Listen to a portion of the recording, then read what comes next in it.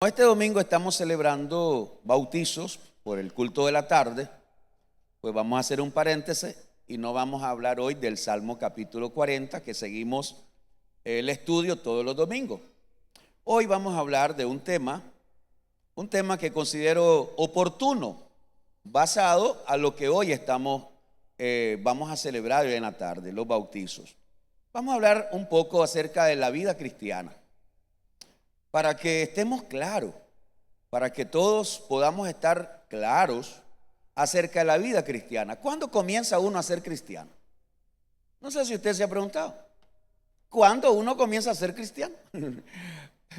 Ahorita se me acaba de venir a la mente. Una vez estaba compartiendo la palabra con alguien y entonces en medio de esa plática yo le dije a esta persona, y entonces esta persona se jactaba diciendo: yo tengo desde que nací, yo pertenezco a tal iglesia, yo hago tal cosa, y esta persona se exaltaba.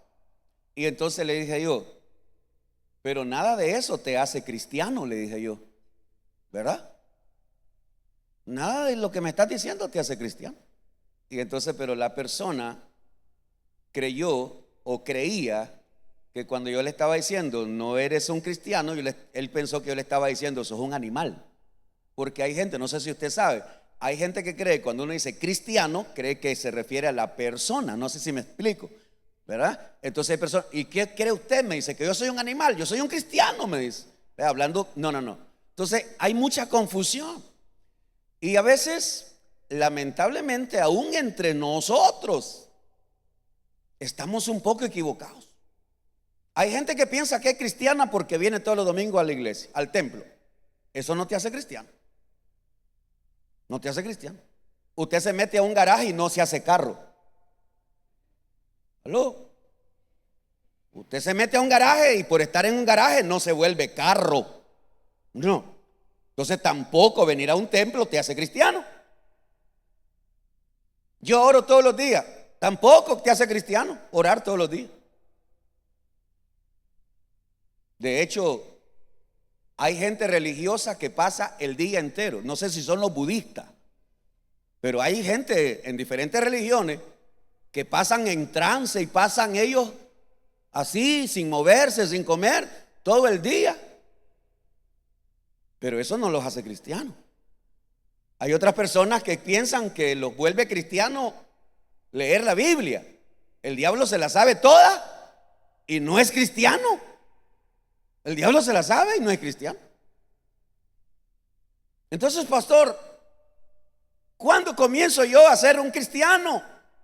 Bueno, la Biblia nos lo va a enseñar. Vaya conmigo al Evangelio de Juan, capítulo 1, versículo 11 y 12. ¿Quiere aprender esta mañana, hermano? Ok, manténgase despierto, por favor, para que aprenda. Dormido, no creo que aprenda nada. Manténgase despierto para que aprenda. Entonces, ¿cuándo comienza una persona a ser cristiana? Aquí, a donde vamos a leer ahorita. Ahí comienza todo. Ahí inicia la vida de un cristiano. Juan capítulo 1, versos 11 y 12.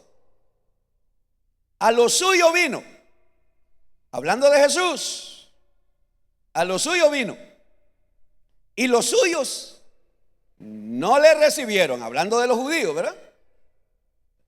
El verso 12 lo puede leer conmigo. Mas a todos los que mas a todos los que le recibieron, a los que creen en su nombre, les dio potestad. ¿De qué? De ser hechos hijos de Dios. Ahí comienza una persona a ser un cristiano cuando recibe a Jesús como su Salvador. Ese es el inicio. ¿Y cómo comienza eso, pastor? Tomando una, diga conmigo, decisión. ¿Qué es lo que se toma? Una decisión. Es una decisión. La decisión de creer en Jesús como el Salvador. La decisión de recibir a Jesús como Salvador. En otra ocasión alguien me dijo: pero si yo nunca he rechazado a Jesús, quiere decir que yo ya lo tengo. Yo nunca he rechazado a Jesús, me dijo alguien. Yo creo en Jesús. Los demonios creen. Y no solo creen, tiemblan. Pero no se van a salvar. Entonces hay personas que piensan: yo creo en Jesús, pero es creer mentalmente. No, hay mucha gente que cree mental. Pero no es ese el creer que el Señor nos habla. El Señor nos habla de creer en Jesús. Por eso vuelvo a leer el verso 12. Mas a todos los que le recibieron, a los que creen en su nombre. ¿Por qué enfatiza creer en su nombre? Porque el nombre del Señor es el Salvador. Cuando el ángel anunció el nacimiento de Jesús a María, le dijo: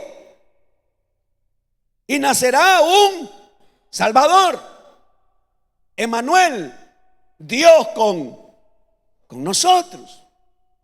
Y llamará su nombre Jesús, que quiere decir el Salvador. Todos los que creen en su nombre. Yo creo que solamente en el nombre de Jesús hay salvación. El problema que tiene mucha gente es que cree que María lo salva, Pedro lo salva, San Nicolás lo salva, San Pancracio lo salva. Hay gente que piensa que hay no solo un Salvador, hay gente que piensa que hay muchos salvadores. No, entonces usted todavía no ha entendido bien el mensaje de salvación. Si usted cree que puede hallar salvación en una religión, usted está equivocado. Si usted cree que puede hallar salvación en una práctica o en un rito, usted está equivocado. No hay salvación por seguir una tradición, por practicar un rito. No, Señor. La salvación solo es por medio de la fe en Cristo Jesús. Entonces, más a todos los que le recibieron. ¿Por qué siempre estamos llamando al pecador: venga y reciba a Jesús? Porque mientras una persona no ha recibido a Jesús, no es un cristiano. Mientras alguien no ha recibido a Jesús, no puede ser un cristiano. ¿Por qué, pastor? Porque cristiano significa seguidor de Cristo. ¿Y cómo alguien puede decir que sigue a Cristo si ni siquiera lo ha recibido, hermano? Si ni siquiera lo ha recibido, ¿cómo puede seguir a aquel de quien no quiere tomar la cruz? ¿Cómo puede alguien decir que es cristiano si no ha tomado la decisión más importante en esta tierra?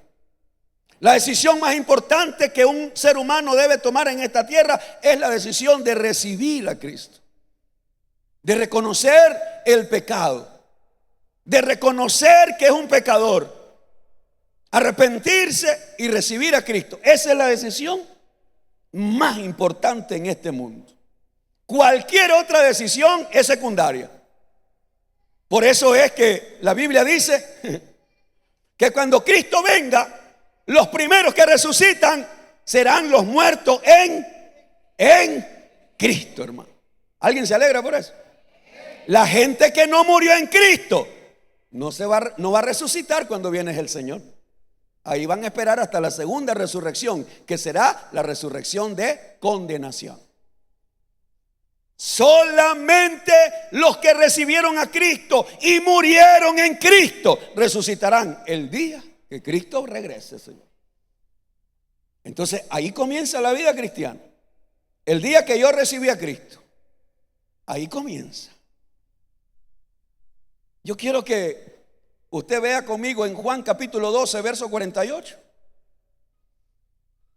Porque la gente tiene la libertad de recibir a Jesús o rechazarlo. Toda persona tiene la libertad, a nadie se le obliga. A nadie. Por eso recibir a Cristo siempre debe ser un acto voluntario. Usted no puede obligar a su hijo a que reciba a Cristo. Usted no puede obligar a su nieto a que reciba a Jesús. No. Usted no puede. Incluso yo estoy en contra. Estoy en contra cuando un papá, una mamá, una abuela obliga a su hijo adolescente a bautizarse o a recibir a Cristo. Yo estoy en contra de eso. ¿Por qué? Porque ese adolescente va a hacer algo que no sale de su propia voluntad y no es su propia decisión. Y he sabido de padres que, queriendo hacer bien, pero están haciendo mal, obligan a su hijo: te vas a bautizar porque yo lo digo, porque yo te mando. No, señor. No, señor, no es así. Juan capítulo 12, verso 48. El que me rechaza, ¿el que qué? Esto lo está diciendo Jesús. Jesús está diciendo que habrá gente que lo va a rechazar. Y eso no es nada nuevo. El que me rechaza y no recibe mis palabras, tiene quien le juzgue. ¿Quién le va a juzgar? La palabra que he hablado, ella le juzgará el día postrero. La palabra que la persona ha oído cada vez que el Señor lo llama: ven y recibe a Cristo. Esa misma palabra que has oído tantas veces, esa misma palabra que el Señor te ha dado, esa misma palabra que con amor el Señor te ha llamado, y has rechazado a Jesús. El día que te mueras sin Cristo y el día que te pares frente a Cristo para ser juzgado, lo que el Señor te va a recordar es las veces que te llamó y tú lo rechazaste, las veces que te invitó y tú lo ignoraste, las veces que te llamó y lo menospreciaste. La misma palabra es la que te va a juzgar. Ok. Ahora que ya recibí a Cristo, ¿qué es lo más importante en mi vida? Yo estoy seguro que si yo me voy a donde cada uno de ustedes y le digo: hermano, ahora que usted es cristiano, ¿qué es lo más importante? Algunos me van a decir: lo más importante es la oración. Otros me van a decir: lo más importante es leer la Biblia. Otros me van a decir: lo más importante es congregarse. Otros me van a decir: lo más importante. Y vamos a tener una variedad de lo más importante. Pero yo te voy a enseñar esta mañana, y yo espero que usted reciba esta palabra. ¿Qué es lo más importante ahora que ya tengo a Cristo? Ahora que ya recibí a Cristo, ¿qué es lo más importante? ¿Qué es lo principal? ¿Qué es lo que el Señor espera de mí? Y eso lo dice el Señor en una sola palabra. Diga conmigo: obediencia. ¿Qué es lo que el Señor espera ahora? ¿Qué es lo que el Señor espera ahora de aquellos que recibieron a Jesús? Y ahí se resume todo. Toda la vida cristiana se resume en esa palabra: obediencia. Pastor, ¿verdad? Vaya conmigo a Hebreos capítulo 5. Hebreos capítulo 5, versos 7 al 9. Vaya allí, por favor. Esta enseñanza, pues yo considero que no tiene nada de secreto, porque aquí hablamos tan abiertamente, donde cualquiera puede entender esta palabra. Ya recibí a Cristo, pastor, y ahora ¿qué debo hacer? Obedécele. Sé obediente. Hebreos capítulo 5. Hebreos capítulo 5. ¿Lo tiene? Versículo 7 al 9. Oiga. Y Cristo, en los días de su carne, o en el tiempo que estuvo en la tierra, que fue ser humano, y Cristo en los días de su carne, ofreciendo ruegos y súplicas con gran clamor y lágrimas al que lo podía librar ¿de qué? De la muerte. Está hablando, Hebreos está hablando la noche que Jesús estuvo en Getsemaní, donde le dijo a los discípulos: mi alma está triste, y se fue a orar 3 veces. Y allí lloró, dice la Biblia, lloró y clamó al que lo podía librar de la muerte. Fue oído a causa de su temor reverente. Ponga atención, hermano, por favor. Y aunque era hijo, por lo que padeció. Lea conmigo eso que sigue. ¿Qué aprendió? ¿Qué aprendió Jesús? La obediencia. Jesús como hombre, Él no quería ir a morir a la cruz. Jesús como hombre, Él no quería ir. Clamó a su Padre para que lo librara de la muerte, pero su Padre no lo libró. Su Padre no lo libró de la muerte. Fue oído por su Padre, pero su Padre no lo libró de la muerte. Jesús tuvo que ir a la muerte porque aprendió a ser ¿qué? Aprendió a ser obediente. Y entonces dice, aprendió la obediencia. Verso 9. Y habiendo sido perfeccionado, vino a ser, ojo, léalo conmigo, por favor, hermano. Yo estoy emocionado con esta lectura. Y aunque era hijo, por lo que padeció, aprendió la obediencia. Verso 9. Y habiendo sido perfeccionado, léalo, vino a ser autor de eterna salvación para todos. ¿Para todos los que qué? La eterna salvación Jesucristo la da ¿a quiénes? A todos los que le. Señores, si no entendemos, es porque no queremos. Si no queremos oír, es porque nos hacemos los sordos. Si no queremos ver, es porque nos queremos hacer los ciegos. Si no queremos, sencillamente es porque yo prefiero ignorar y digo, bueno, yo soy cristiano a mi manera. Yo soy cristiano como yo quiero. A mí nadie me va a obligar. Y tienes toda la razón, nadie te va a obligar. Tú tienes derecho a vivir tu vida como tú quieras, pero un día vas a rendir cuenta. Un día vas a rendir cuenta. Aquel Jesús que lloró, clamó a su Padre para ser librado de la muerte, el Padre no lo libró de la muerte. Se sometió Jesús, por eso en la oración que hacía Jesús le decía, Padre, si es posible que pase de mí esta copa, este dolor, este sufrimiento, pero que no se haga como yo quiero, sino como tú quieres. Y 3 veces hizo esa misma oración. Padre, no como yo quiero, como tú quieres. Padre, no como yo quiero, como tú quieres. Se sometió en obediencia.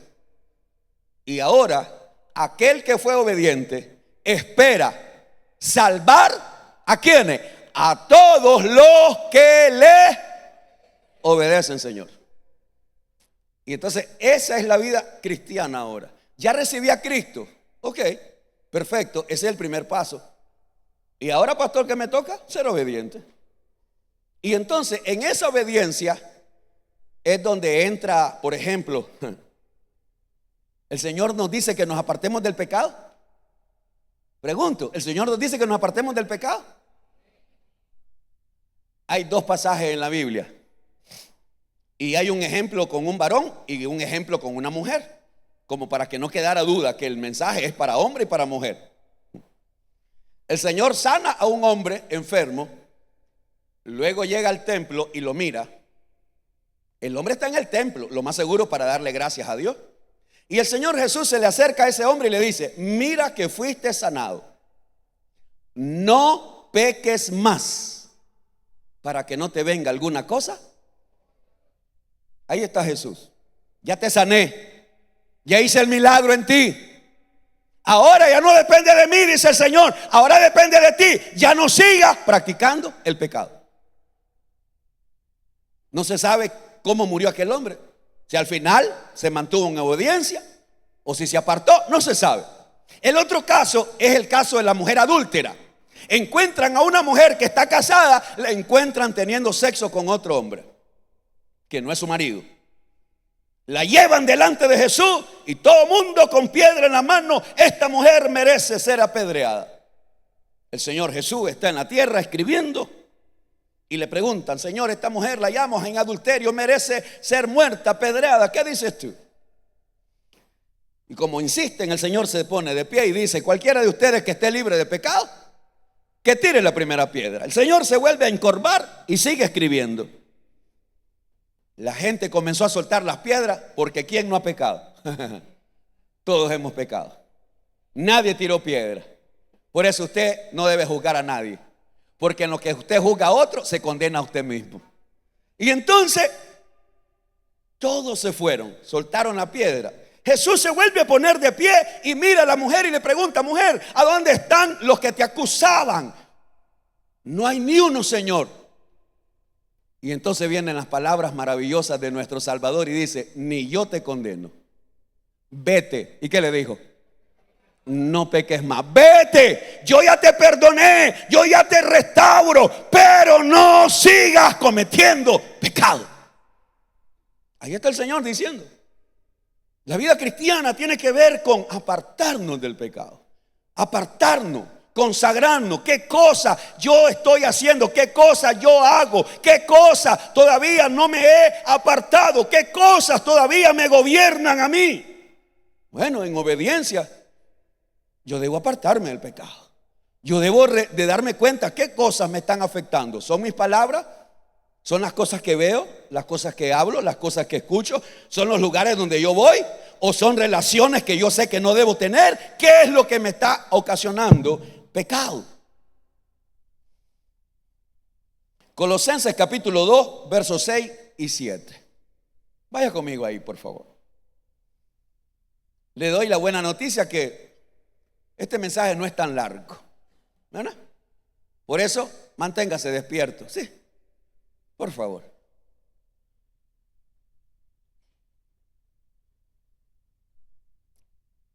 Colosenses capítulo 2, versos 6 y 7. ¿Quiere seguir aprendiendo? Yo le quiero seguir enseñando. Entonces, con ese ánimo, vamos a leer estos dos versículos que son poderosísimos. Colosenses capítulo 2, versos 6 y 7. Por tanto, de la manera que habéis recibido al Señor Jesús. Ese es el primer paso, ¿sí o no? Para ser un cristiano, ¿qué dijimos que hay que hacer? Recibir al Señor Jesús. Entonces dice: por tanto, de la manera que habéis recibido al Señor Jesucristo. ¿Qué dice? ¿Qué dice? Andad en Él.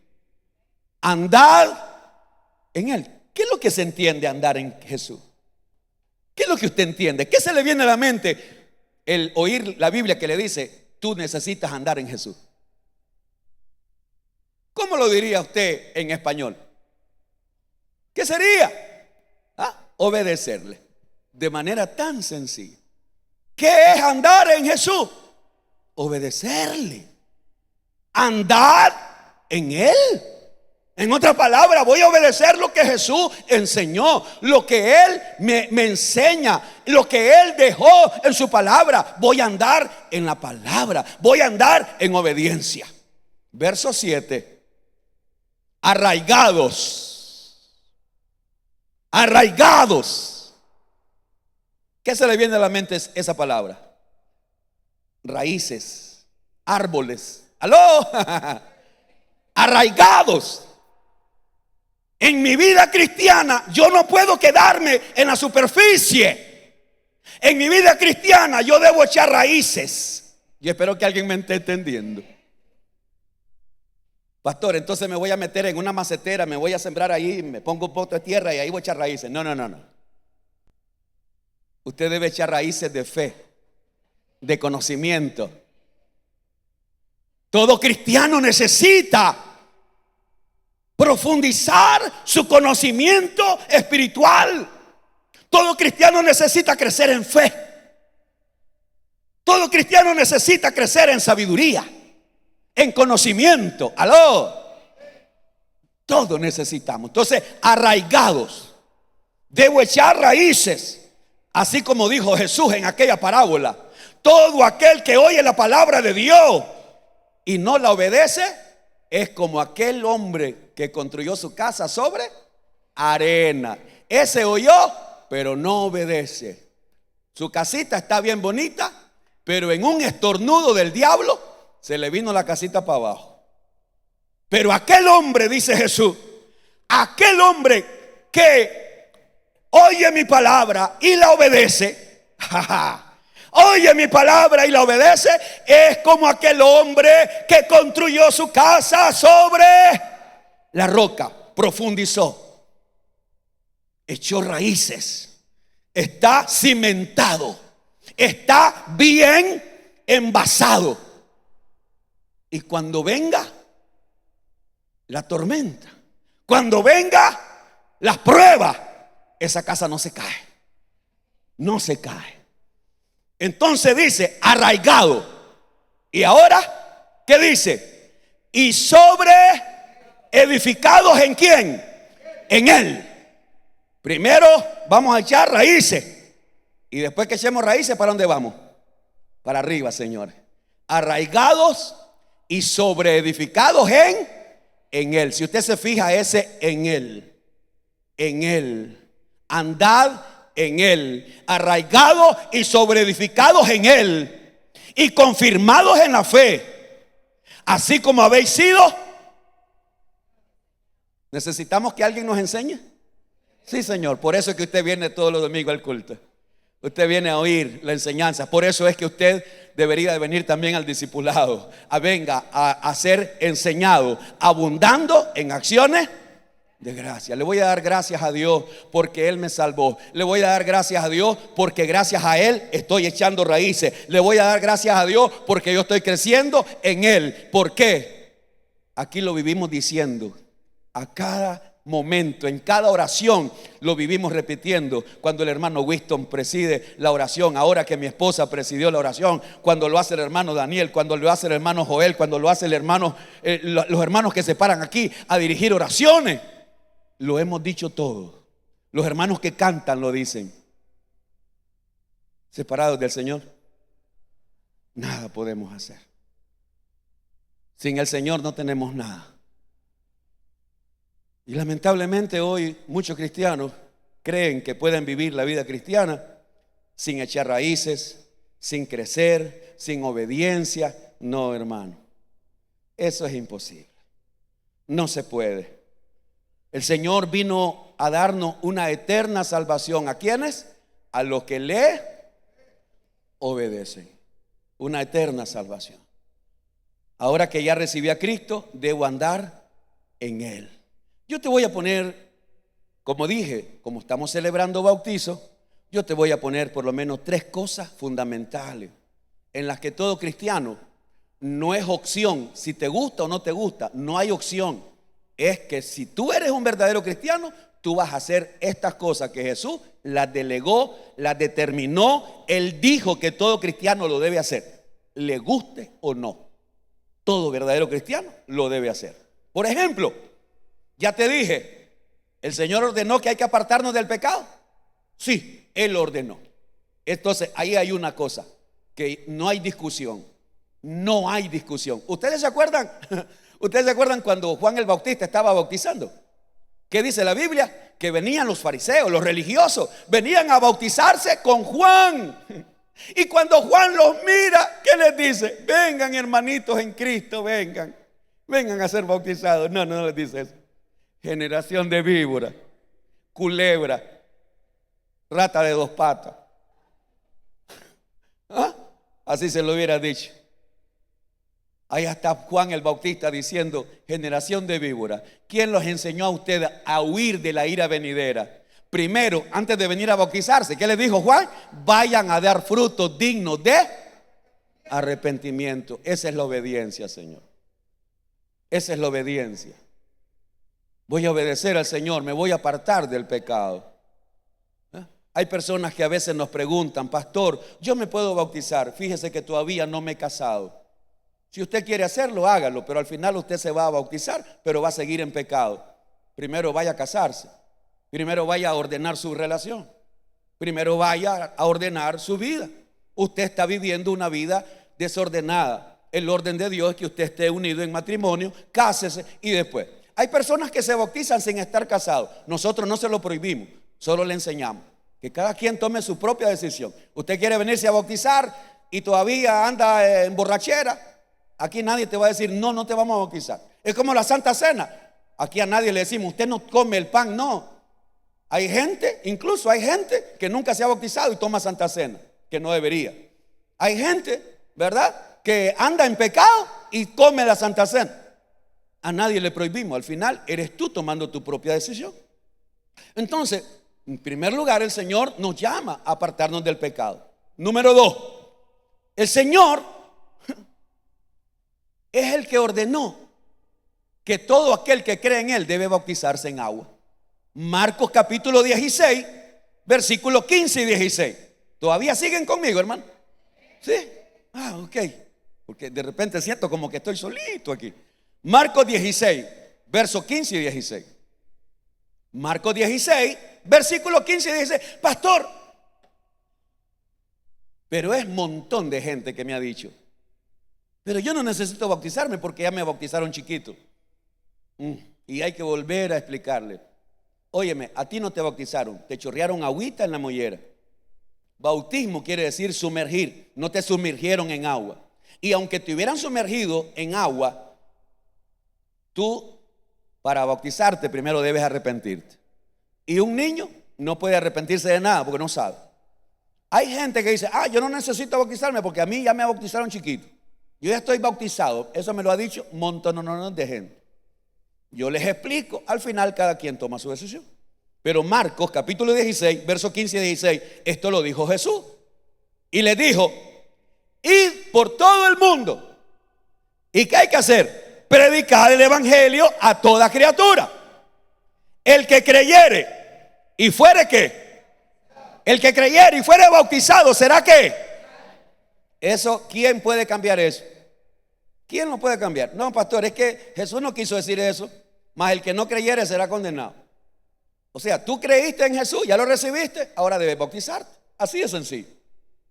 Pastor, pero ¿para qué me voy a bautizar? Bueno, yo quiero decirte una cosa. Jesús no necesitaba bautizarse y se bautizó. ¿Me escuchó bien? Jesús no necesitaba bautizarse y se bautizó. El bautismo de Juan era un bautismo de arrepentimiento. ¿Lo ha leído alguna vez? El bautismo de Juan era un bautismo de arrepentimiento. ¿De qué pecado se arrepintió Jesús?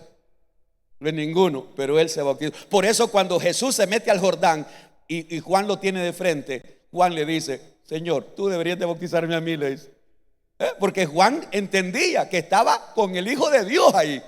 Y Juan le dice, tú deberías de bautizarme a mí. ¿Y qué le dice Jesús? Deja que así obedezcamos al Padre.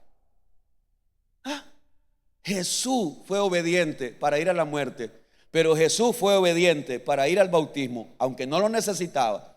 Pero ¿sabes qué? Lo hizo para dejarnos un ejemplo, hermano. Él lo hizo para dejarnos el ejemplo de humildad, ejemplo de obediencia. Tú sabes, Jesús se sometió a Juan el Bautista. ¿Quién era superior? Jesús. Pero Jesús se sometió en obediencia a Juan el Bautista. Y ahí vemos la humildad, la obediencia de Jesús.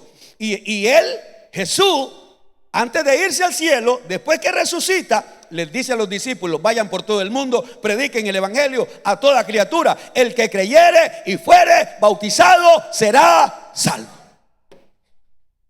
Quien quiera cambiar eso, que lo cambie. Es Jesús el que lo ordenó. Nosotros lo que hacemos es enseñar. Cada quien toma la decisión. Así como usted tomó la decisión de recibir a Cristo, usted va a tomar la decisión de bautizarse. Usted, en obediencia. Otro ejemplo, Mateo 28. Otro ejemplo de las cosas que el Señor ordenó.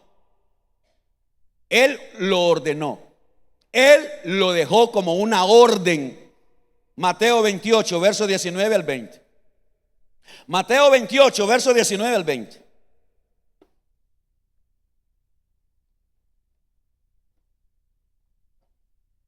Ya estamos cerca de terminar, hermano.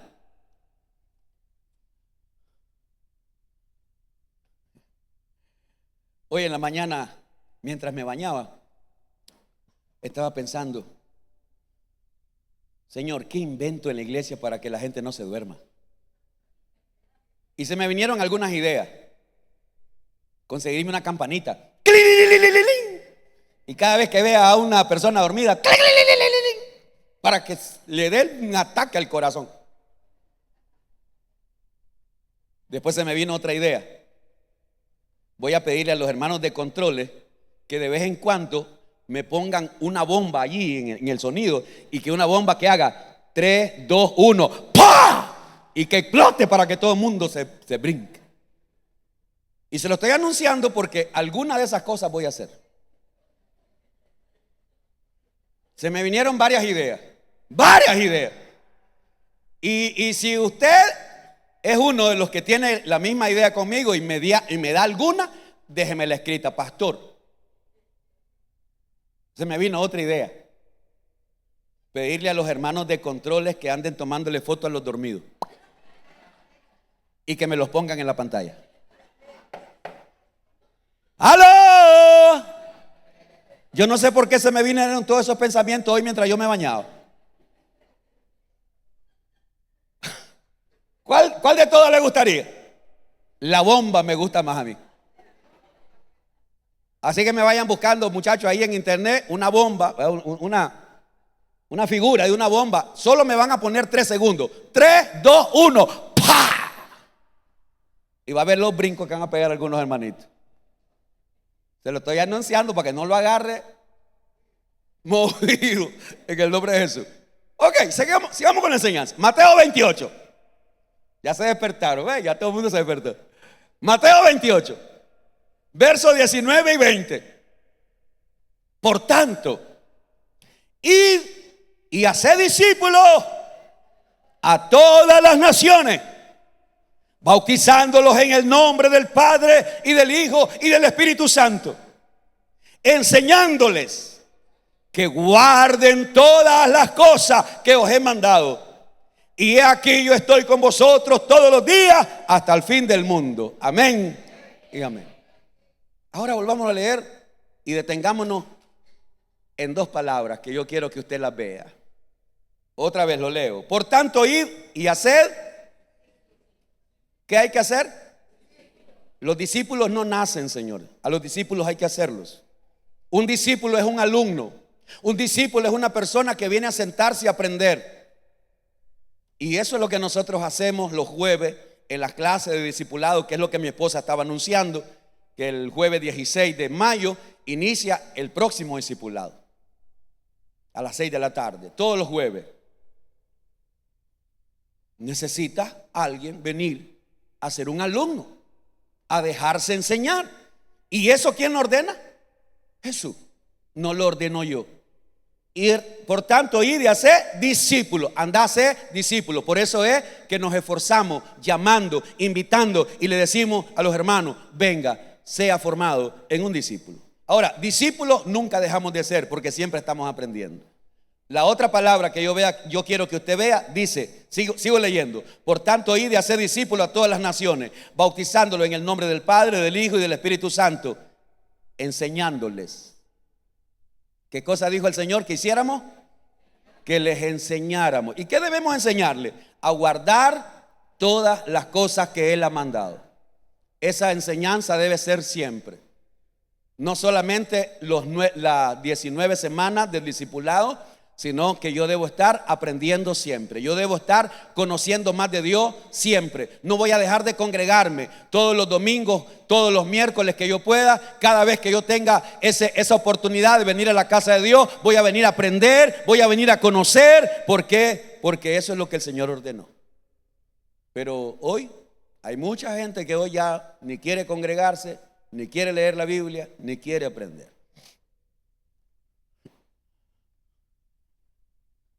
En la Biblia, en el libro de Hechos, hay un ejemplo. Un hombre que no era judío, pertenecía a otra cultura. Según este hombre era un morenito, negrito, como le decimos nosotros, ¿verdad? El negrito. Este hombre venía todos los años a Jerusalén. Venía a adorar a Dios.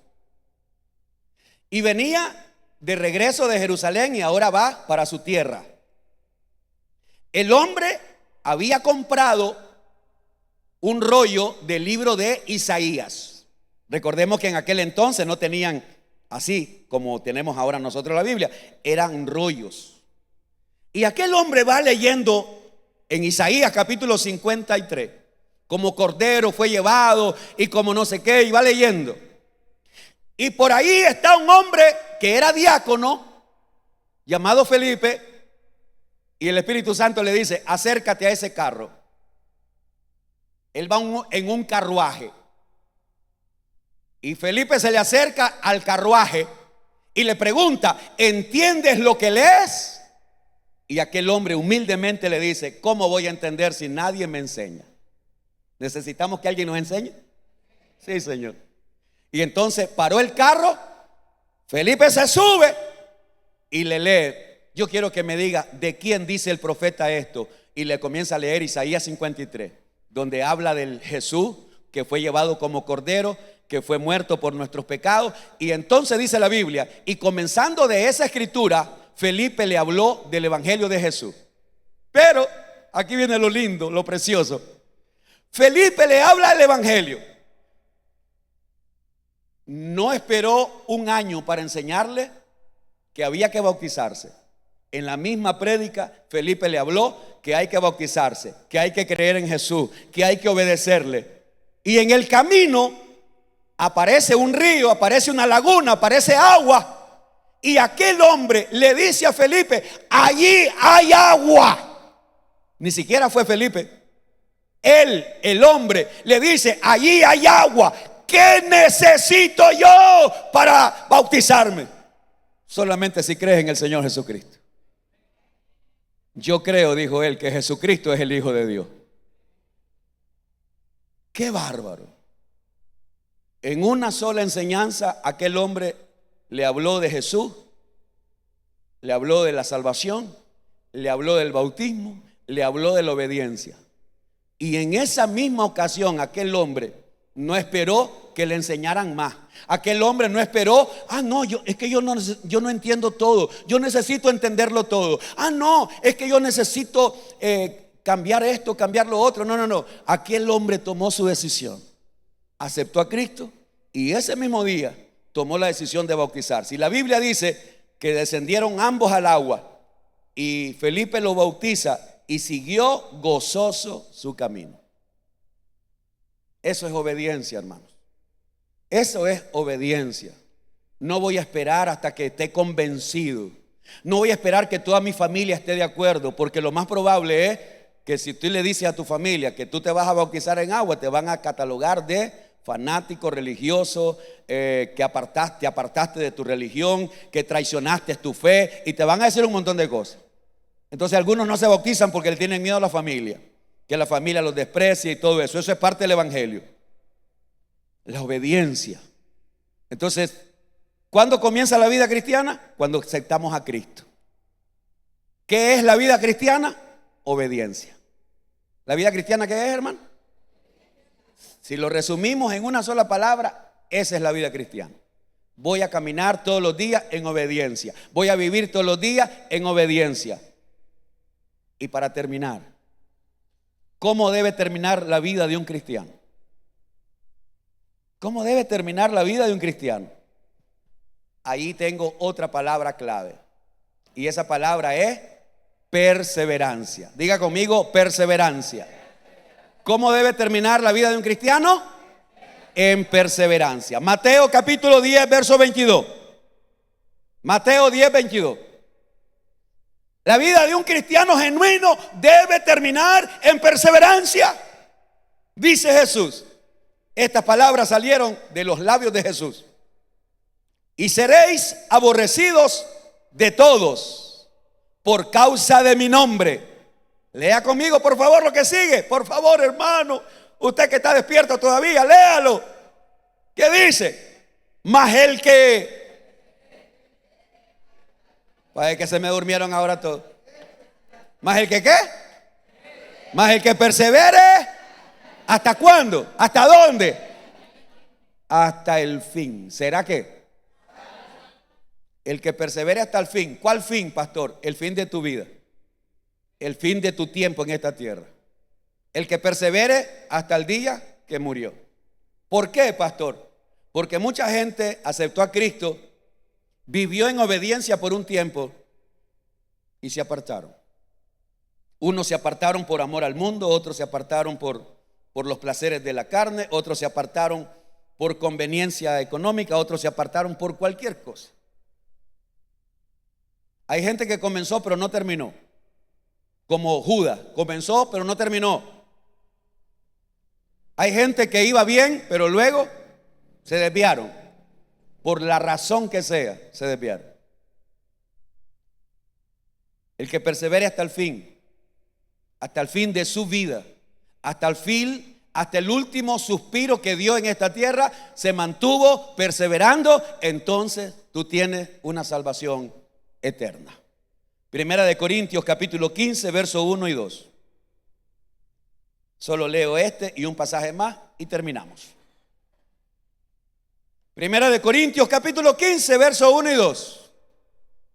Me interesa que usted lea esto, hermano. Si no leyó los otros pasajes, por lo menos lea este y el otro que viene.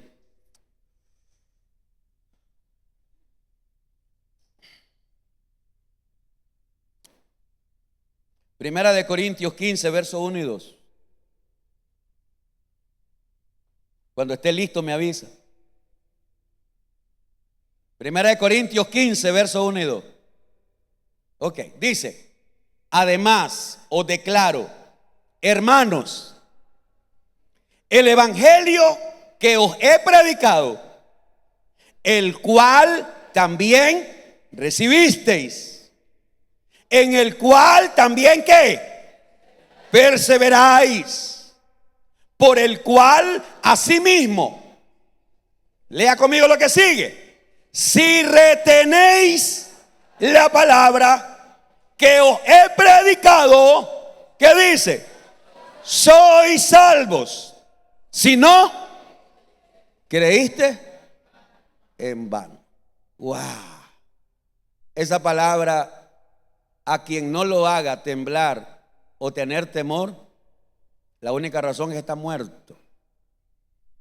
Lo que el apóstol Pablo está diciendo: hermano, yo les prediqué el evangelio y ustedes lo recibieron, el evangelio, y ustedes han demostrado que han perseverado. Pero Pablo les está haciendo una advertencia, porque alguien puede estar perseverando ahorita, pero la otra semana, o en las fiestas de agosto, o en diciembre, o en cualquier momento de algún pereque, alguna fiesta, alguna pachanga, alguna cosa que te inviten, otra vez te descarriaste, otra vez te apartaste, otra vez. Entonces Pablo les está diciendo: aunque ustedes recibieron el evangelio, recibieron a Cristo y ustedes están perseverando, pero hoy quiero decirles, dice Pablo, que si ustedes retienen, oiga esa palabra, si ustedes retienen la palabra que yo les he predicado, ustedes son salvos. Si tú vas a obedecer la palabra, dice el Señor, que yo te estoy predicando, tú vas a ser salvo. Pero si no la retienes y vives la vida como tú quieres, ¿creíste en qué? Creíste en vano. De nada te sirvió todo lo que oíste, de nada te sirvió los pasajes que leíste, de nada te sirvió a los cultos que viniste, de nada te sirvió todo lo que hayas hecho, de nada te sirvió. Al final el alma de esa persona irá al infierno, donde se lamentará por toda la eternidad que tuvo tantas oportunidades y la menospreció. Y cierro con Hebreos 10:39. Y puede pasar el hermano del piano nada más. Hebreos 10:39.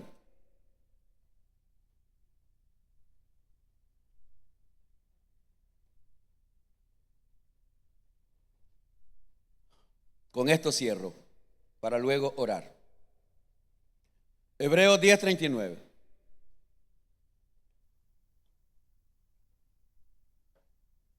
Léalo como que si lo creyera. Lea eso como que si usted fuera el que realmente lo está diciendo, pero con toda la fe. Pero nosotros no somos de los que retroceden para... Los que ¿retroceden para qué? Para perdición. Sino de los que tienen fe para preservación de él.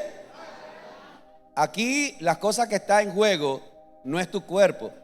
Tu cuerpo envejece y tu cuerpo va a ir al polvo. Tu cuerpo y mi cuerpo se lo van a comer los gusanos.